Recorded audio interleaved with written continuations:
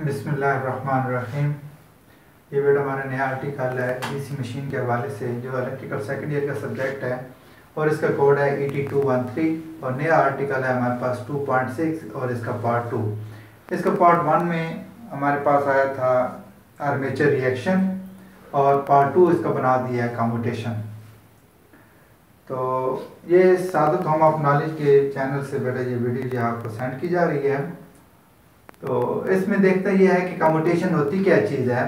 तो इसमें देख लें बेटा कि in DC generator basically AC EMF induced in armature conductor. कहता है कि डीसी जनरेटर के अंदर बुनियादी तौर पर जो आर्मेचर कंडक्टर में पैदा होती है वो ईएमएफ जो पैदा होती है वो एसी की हालत में होती है। This AC converted into DC for external circuit with the help of commutator. तो कम्यूटेटर बेटा एक ऐसा हल होता है जो कि एसी को डीसी में कन्वर्ट करता है। तो कहता है कि इसके अंदर जो बैरूनी सर्किट में आपने डीसी सर्किट में जब डीसी करंट को फ्लो कराना है तो वो जो एसी है उसको आप डीसी में कन्वर्ट करेंगे और जो आला इसको काम करेगा उसे हम बोलते हैं commutator. The process of converting AC to DC is called commutation. तो अब कम्यूटेशन क्या होगी कि कम्यूटेटर जो प्रोसेस करता है, जो अमल करता है, उस अमल के दौरान जो एसी को डीसी में कन्वर्जन दे रहा होता है तो उस अमल को हम क्या बोलते हैं commutation. We can explain with the help of following figure। तो आप इन फिगर की मदद से हम इसके एक्सप्लेनेशन जो है आपको दे सकते हैं।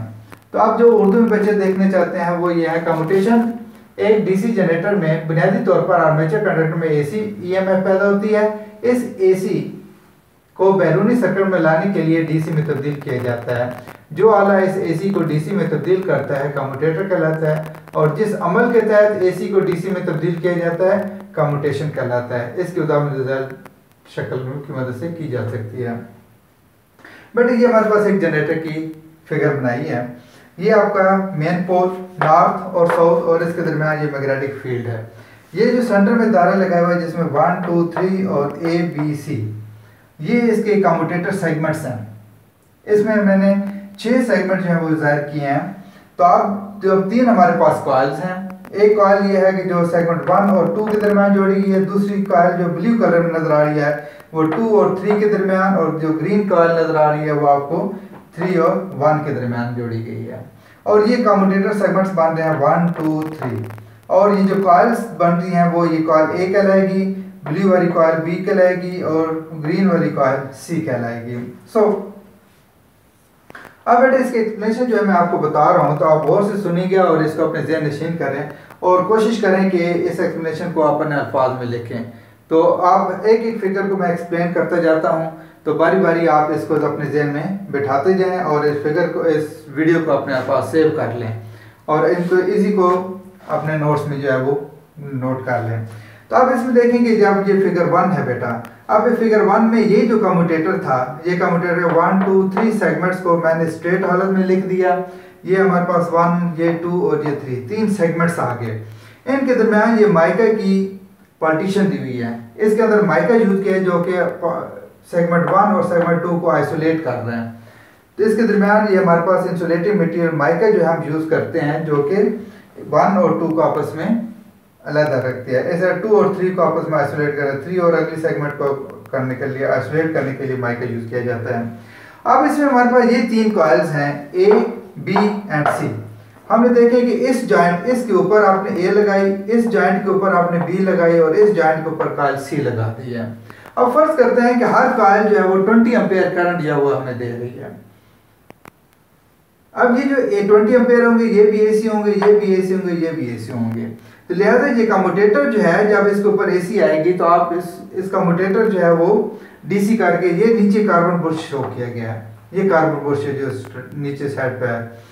अब इसमें क्या है कि ये कार्बन बुश जो है वो कम्यूटेटर सेगमेंट के साथ डायरेक्ट जो है वो कनेक्ट होता है, जुड़ा होता है। अब जो है जब शॉर्ट जो है वो रोटेट करती है तो कम्यूटेटर भी रोटेट करता है, लेकिन स्लिप ये बुश जो है कार्बन बुश जो है वो अपनी जगह पे फिक्स रहते हैं।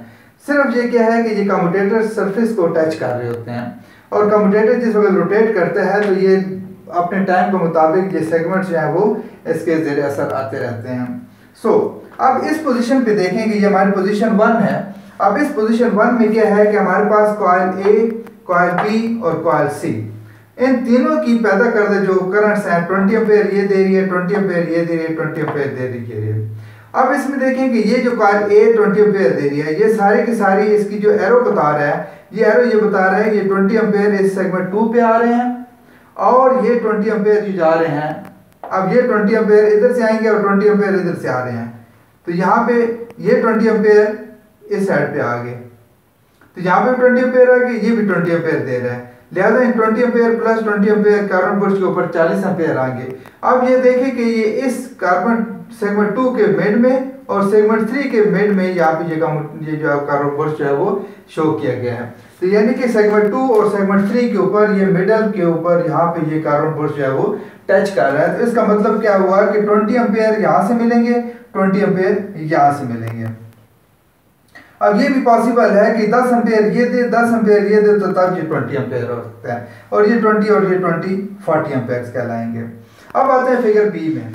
अब फिगर बी में क्या है कि कम्यूटेटर थोड़ा सा मूव करके आगे को स्लिप हो गया, तो अब उस सूरत में क्या हो गया कि ये हमारे पास जो 2 को टच कर रहा था, अब इस 2 को क्रॉस करके इसने सेगमेंट 1 पे आ गया और 3 सेगमेंट उसने पूरा छोड़ दिया। पहले यहाँ पे 3 को टच कर रहा था, अब इसने 3 सेगमेंट को छोड़ दिया है। अब ये कहाँ पे आ गया, सेगमेंट 2 और 1 को टच कर रहा है, लेकिन इसकी जो पार्टीशन है वो क्या है कि ये सेगमेंट 1 जो है वो बहुत कम फासले में टच कर रहा है, जबकि सेगमेंट 2 पे ज़्यादा तीसरे हिस्से के ऊपर जो वो टच कर रहे हैं। तो इसका मतलब क्या हुआ कि ये 20 एम्पेयर जा रहे हैं, तो 20 एम्पेयर में से 10 एम्पेयर तो ये करंट ले जाएगी और 10 एम्पेयर बेटा आगे आ जाएंगे, तो लिहाजा यहाँ से 20 एम्पेयर आ जाएंगे। ये 20 और ये 10 एरो ये बता रहा है कि ये 20 एम्पेयर इधर से आ रहे हैं, 10 एम्पेयर ये जा रहे हैं, 20 और 10 ऐड होकर 30 एम्पेयर आ जाएंगे। अब ये 30 और ये 10 मिलके टोटल 40 एम्पेयर। तो कार्बन बुश के ऊपर बेटा फिगर 2 यही बता रही है कि यहाँ भी आपको 40 एम्पेयर जो है करंट मिलती रहेगी। अब फिगर 3 पे जाते हैं, तो फिगर 3 पे जरा देखिए कि यहाँ पे ये कार्बन बुश जो है वो 1 सेगमेंट के मिड में आ गया और 2 भी मिड में आ गया। पहले यहाँ पे 1/3 पे चल रहा था, अब ये थोड़ा सा और मूव करके इधर शिफ्ट हो गया। अब इस फिगर में देखें कि यहाँ पे 20 एम्पेयर ये करंट दे रहा है और 20 ये दे रहा है। अब कॉइल 2 जो है, ये कॉइल सी जो है, ये इस नॉर्थ या साउथ पोल से बिल्कुल आउट हो गई है। तो इसका मतलब क्या हुआ कि इस कंडीशन के अंदर, यानी इस पोजीशन के अंदर यहाँ पे ये कॉइल 2 थी, ये ब्लू वाली, ये बिल्कुल इस पोल किसी पोल के ज़ेर असर नहीं रही। सिर्फ कॉइल 1 और कॉइल या ए और सी जो है, ये 2 कॉइल जो है वो ज़ेर असर है, लेकिन इनको क्या है कि आधी कॉइल जो है वो ए वाली और आधी सी वाली जो है वो ज़ेर असर आ रही है। सो यहाँ पे क्या हो जाएगा, यानी कि बी वाली बिल्कुल कट होगी और इसके अंदर कोई करंट नहीं पैदा होगी, लिहाजा 20 एम्पेयर यहाँ से मिलेंगे, 20 एम्पेयर यहाँ से मिलेंगे और ये दोनों ऐड होंगे कार्बन बुश के ऊपर, फिर हमारे पास 40 एम्पेयर करंट ये आपको मिलती रहेगी। अब जरा अगली फिगर पे जाते हैं, फिगर डी पे देखें क्या हुआ कि कम्यूटेटर थोड़ा सा और मूव करके आगे चला गया। अब ये सेगमेंट यहाँ पे 1/3 पे आ गया, ये सेगमेंट 1 जो है पहले हाफ ले रहा था, अब ये कितना ले रहे हैं 2/3, यानी कि दूसरा हिस्सा जो है उसका ले रहा है, 2/3 हिस्सा ले रहा है और यहाँ पे क्या है 1/3 हिस्सा ले रहा है। तो अब इसका मतलब क्या हुआ कि यहाँ पे अब क्या होगा कि ये कॉइल जो है ये भी किसी पोल के ज़ेरे असर आ गई है, तो लिहाजा ये बहुत कम EMF जो है वहाँ पे प्रोड्यूस हो रही है और उसमें से 10 एम्पेयर करंट जो है उसमें से फ्लो आएगी।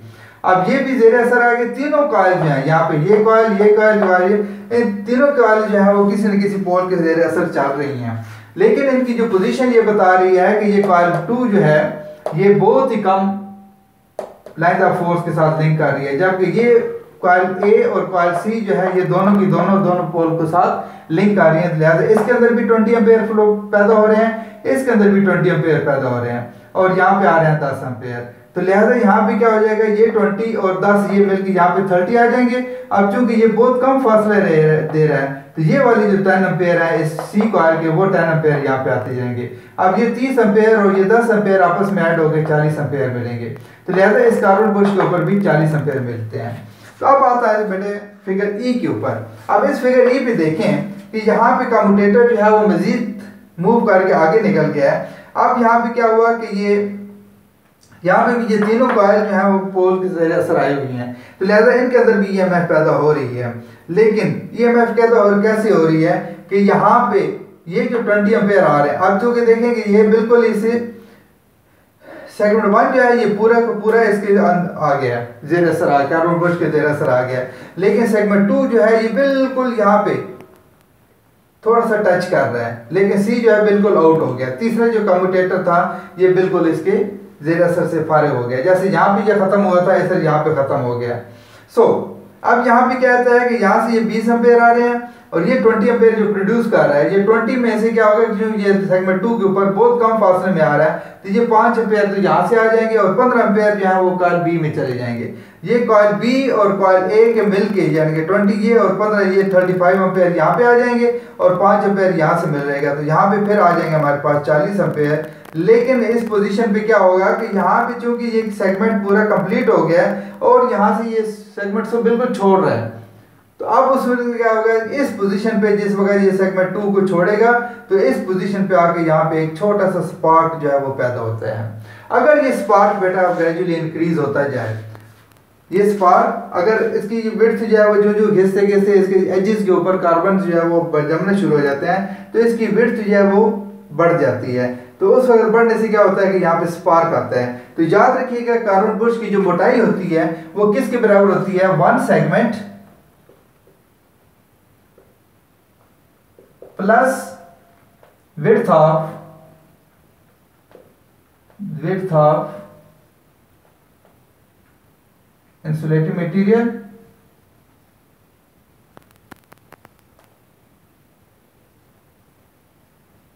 between two segments,